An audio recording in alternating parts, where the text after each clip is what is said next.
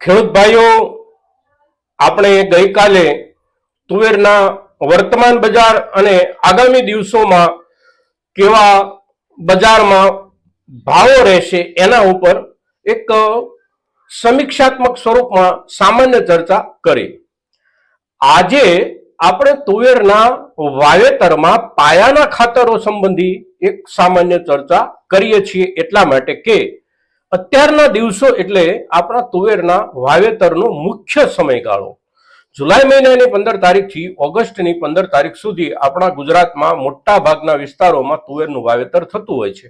પણ આ વર્ષે એવું બન્યું કે આપણા જુલાઈના આ પાછળના પખવાડિયા દરમિયાન વરસાદ કેટલીક જગ્યાએ અતિવૃષ્ટિના સ્વરૂપમાં જ્યારે આપણને પરેશાન કરી રહ્યો છે, ત્યારે વાવણીમાં થોડું આગુ પાછું થોડું મોડું થવાની પણ શક્યતાઓ આપણને દેખાય છે.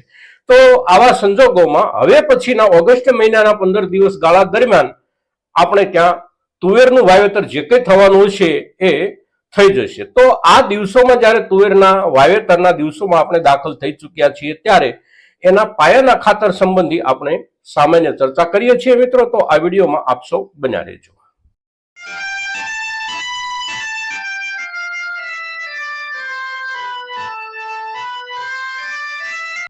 નમસ્કાર ખેડૂત મિત્રો, જય કિસાન, જય ભારત. ખેડૂત ભાઈઓ, તુવેર જે છે એ કઠોળ વર્ગનો પાક છે અને કઠોળ વર્ગનો પાક હોવાના કારણે બાકીના કેટલાક જે પાકો હોય છે એમાં એકંદર નાઇટ્રોજન અને ફોસ્ફરસ ઉપરાંત પોટાશ અને સલ્ફર, આ ચારે ચાર જે મુખ્ય પોષક તત્વો છે એની જરૂરિયાતનો જે રેશિયો બાકીના પાકો જે કાંઈ છે એના પ્રમાણમાં થોડો અલગ પ્રકારનો છે. મોટા ભાગે આપણા કઠોળ વર્ગના ન હોય એવા દરેક પાકોની જરૂરિયાત ફોસ્ફરસ કરતા નાઇટ્રોજન બમણા પ્રમાણમાં હોય છે. એટલે કે એક હેક્ટરમાં 50 કિલો ફોસ્ફરસની જરૂર હોય તો એની સામે 100 કિલો નાઇટ્રોજનની જરૂરિયાત હોય છે, એવું આપણા કૃષિ નિષ્ણાંતો અને કૃષિ વિજ્ઞાન તરફથી માનવામાં આવે છે અને આપણને કહેવામાં આવે છે. અને એ પ્રમાણે આપણે પાક લેતા હોઈએ છીએ, એ પ્રમાણે ખાતરોનો આપણે ઉપયોગ કરતા હોઈએ છીએ. પણ તુવેર એ કઠોળ વર્ગનો પાક છે અને કઠોળ વર્ગનો પાક હોવાના કારણે એની જરૂરિયાત જે છે ફોસ્ફરસ અને નાઇટ્રોજનની, એનો રેશિયો ઉલટો થઈ જાય છે. ફોસ્ફરસની એની જે જરૂરિયાત છે એના પ્રમાણમાં નાઇટ્રોજનની એની જરૂરિયાત અડધી છે. એટલે સ્વાભાવિક રીતે આપણે હેક્ટરને બાજુ પર છોડી અને વીઘા પર વાત કરીએ તો 1 વીઘાની તુવેરના વાવેતર માટે આપણે ફોસ્ફરસ 1 વીઘામાં 10 કિલોની આસપાસ આપવાનું થાય છે અને નાઇટ્રોજનનો જે જથ્થો છે એ 1 વીઘામાં 5 કિલોથી 6 કિલો સુધી આપવાનો થાય છે.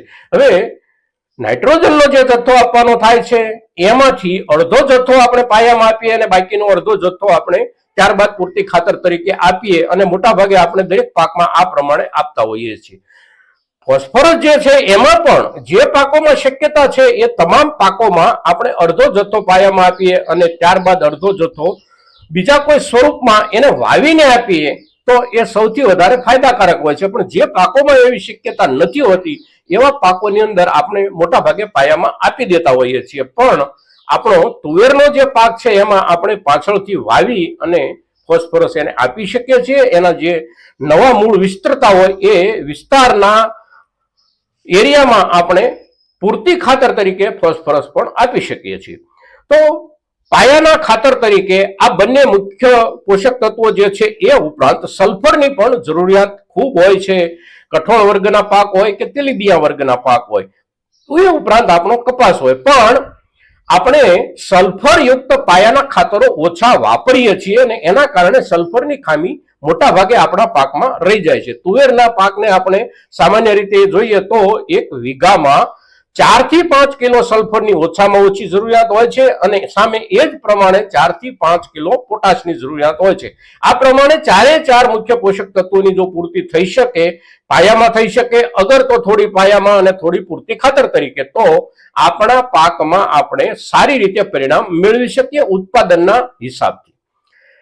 આ પ્રમાણે જ્યારે ખાતર આપણે આપવાની જરૂર છે ત્યારે જે ખાતરો આપણને ઉપલબ્ધ છે અને મોટા ભાગે આપણે જેનો વપરાશ કરીએ છીએ પાયાના ખાતરો તરીકે, એમાં કયા ખાતરમાં કયો તત્વ આપણને કેટલું મળે છે એની આપણે 4 ખાતરો ઉપર ચર્ચા કરીએ તો સૌથી પહેલા આપણે પાયાના ખાતર તરીકે સૌથી વધારે વાપરતા હોઈએ એ ખાતર છે આપણું ડીએપી. તો ડીએપી ની અંદરથી આપણને ફોસ્ફરસ મળે છે એક થેલીમાંથી 23 કિલો અને નાઇટ્રોજન મળે છે આપણને એક થેલીમાંથી 9 કિલોગ્રામ.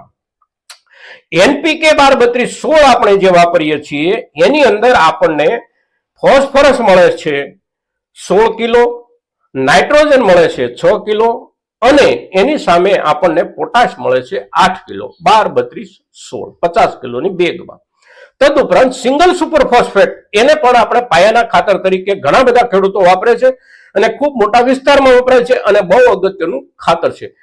હવે સિંગલ સુપર ફોસ્ફેટ જે છે એની અંદર ફોસ્ફરસનો જથ્થો બહુ ઓછો હોય છે, 16% જેટલો હોય છે.